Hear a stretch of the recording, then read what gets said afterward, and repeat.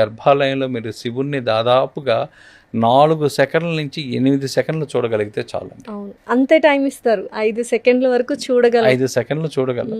4 సెకండ్లు చాలు. ఎందుకు 4 సెకండ్లు చాలు అంటే, మీరు ఆలయ ఆవరణలో ఎంటర్ అయినప్పటి నుంచి మీకు ప్రాసెస్లో ఉన్నారు. మీరు ఆటోమేటిక్గా మీ ఎనర్జీ ఫ్లో అనేది అది మీ బాడీలో జరుగుతూ ఉంది. అక్కడికి రాగానే, ఆ పాయింట్కి రాగానే యాక్టివేట్ అయిపోతుంది. Very nice. సో ఆ యాక్టివేట్ రాగానే మీకు ఆ ఫలితాలు కూడా అదే విధంగా ఉంటాయి. అయితే ఇప్పుడు గిరి ప్రదక్షిణ అనేది చాలా వెరీ ఇంపార్టెంట్. అందరూ అరుణాచలం వెళ్ళింది దర్శించుకోవడానికి అండ్ అలాగే గిరి ప్రదక్షిణ. కానీ చాలామందికి ఏ టైంలో చేయాలి, ఎలా చేయాలి, మీరు ఇందాక అన్నారు బేర్ ఫుట్తోనే చేయాలి అని చెప్పి. సో ఏ టైంలో చేస్తే బెటర్? ఎందుకంటే 24 hours గిరి ప్రదక్షిణ జరుగుతూనే ఉంటుంది, ఎవరో ఒకరు గిరి ప్రదక్షిణ చేస్తూనే ఉంటారు. పర్ఫెక్ట్ టైం ఏంటి?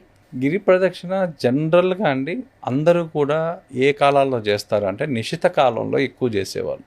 మన ఋషులు కానీ రమణ మహర్షులు కానీ వీళ్ళందరూ కూడా నిశిత కాలము అంటే రాత్రి 12 నుంచి 2 గంటల టైంలో అత్యంత ఆ ప్రదేశం విపరీతంగా పవర్ఫుల్గా మారడానికి టైం ఏంటంటే ఒక టైం ఉంటుందండి. ఆ టైంలో ఆ క్షేత్రంలో మీకు నార్మల్గా ఇక్కడ ఒక 10 పాయింట్ల ఎనర్జీ ఉందనుకోండి, ఆ టైంలో 100 పాయింట్స్ ఉంటాయి. సో అరుణాచలంలో 12 నుంచి 2 మధ్య అర్ధరాత్రి దాన్ని నిశిత కాలము అంటారు. ఈ నిశిత కాలంలో మీరు ఎప్పుడైతే గిరివాలం చేస్తారో మీకు అత్యంత శక్తి, అంటే మామూలు టైంలో చేసేదానికైనా 10 times ఎక్కువ ఎనర్జీ వస్తుంది.